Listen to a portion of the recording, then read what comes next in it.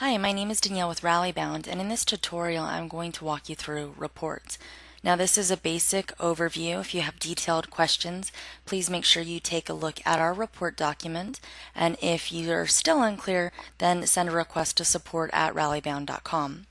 Now to access reports, I went into the admin panel, and on the left-hand side there's a tab that says Reports. Here you'll be able to see all of the available reports that we have that are standard out of the box along with a description. On the left-hand side next to the reports, you'll see categories of reports. It's going to be the same as this category you see on the left column that is furthest in the report section. If you want to add a report to your favorites, which means it will appear in this folder, what you'd want to do is select the report, and on the far right-hand side, either it will be available in a view if you have a certain monitor, or you can click on the hamburger symbol and say Add to Favorites. When you do this, the report will be here so you can see it right away. Now, favorites are only specific to the user, so if a colleague came in and wanted to see what report I use all the time, she wouldn't see that. But you can put a tag that's organization-wide. If you do that in the same way that you clicked on the report, you click on the hamburger symbol and then put whatever the tag is. In this example, I have reconciliation, as I think those are common reports that need to be used within an organization. For reports, we have various types. So while I'm on the topic of reconciliation, the best report to use for reconciliation is the credit card payment report.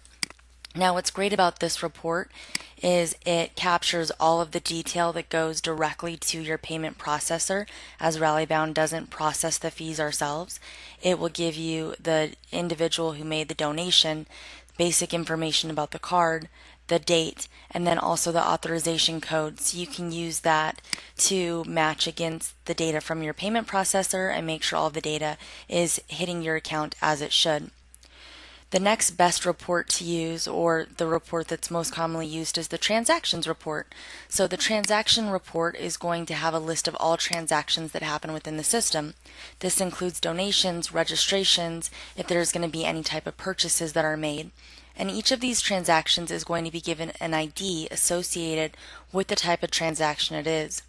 One trick about the transaction report is that if an individual made multiple transactions with one payment, they would have the same payment ID in the payment ID column, a unique ID for each donation and each registration, but the amount in the payment amount column is going to be the same. Using that example, I made a payment of $500 that consisted of 4 registrations and 1 donation. I would have $500 listed 5 times with 4 registration IDs, 1 donation ID, all of those being unique, and then the same payment ID. As long as you're aware of that one nuance, it's a really great report that contains information on online transactions, offline transactions, information that's on the card, whether it was a pledge or a corporate sponsorship, who the donation went to, and any other fields that you think might be necessary related to specific transactions. Now for registrants, the best report to use is the registrants with reg fields, donation, and contact summary.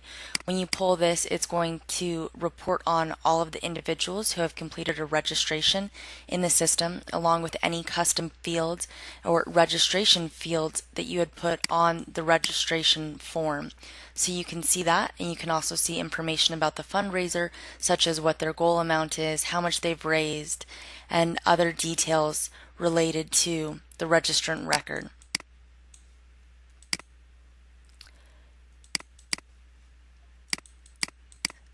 If I could get home. So the next report that I would suggest that you'd use if you are using any of our custom forms would be the custom form submissions. That means anytime that you create a form here and you're capturing information, that is how you would report on it. And then the Teams report, which will pull information specific to Teams. Now, all of the reports are great and they all have their own unique purpose, so I would recommend looking through the reports, finding out what it is that you need, and if you have any questions about data points that we capture, where to find them. If it's not found in the document, which I would encourage you to look at first, send the report to or your request to support@rallybound.com, and we'll be able to help you out. I hope that this tutorial was helpful. Please let us know if you have any questions.